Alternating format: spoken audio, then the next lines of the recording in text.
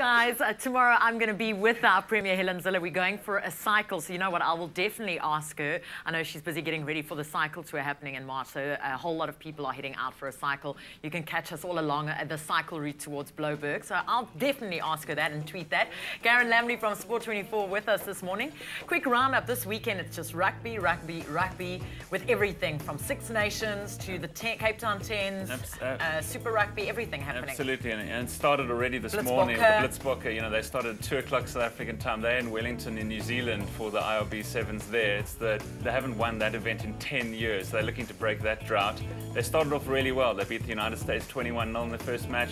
Then they beat the Cook Islands 43-0. But their big game is against England at 10-10 this morning. Whoever wins that will obviously top the log, making for an easier route for the rest of the tournament. So holding thumbs for Kyle Brown and Paul True and their team. They're looking fantastic so far. They're third in the log after 3 rounds of events so far. So holding thumbs that they go on to do well in New Zealand this weekend.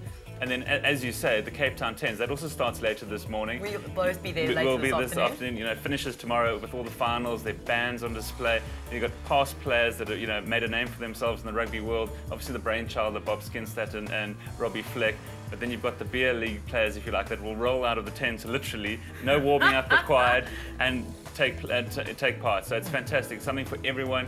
I suggest everyone who's interested gets down to Hammy's, just down the road from us now, and goes and watches. The weather's looking great for the great weekend's rugby. And quickly, Six Nations? Six Nations, you know, it's the first time we'll see these teams in action since the World Cup last year. The big game this weekend, Ireland against Wales. There's also another one, Scotland up against England.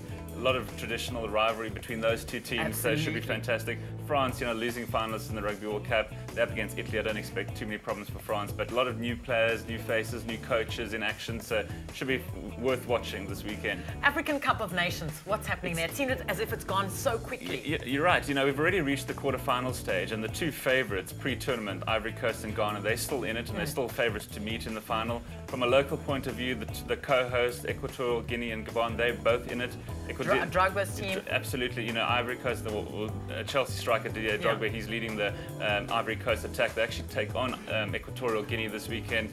So I look for them to win. Perhaps they're going all the way. You know, Chelsea need him back because they've got a big English Premiership match this weekend against Man United, but obviously they'll have to do without him. Of course. So, you know, there's a lot of English Premiership action as well this weekend as well. So a lot of sport for all the rugby fans, especially this weekend. And we also mentioned that there's 10 months of rugby coming up. We worked out that it's about over 60 days worth of rugby. So that's about 2 months worth of rugby over the next 10 months. Worth of pink slips, so get them out there.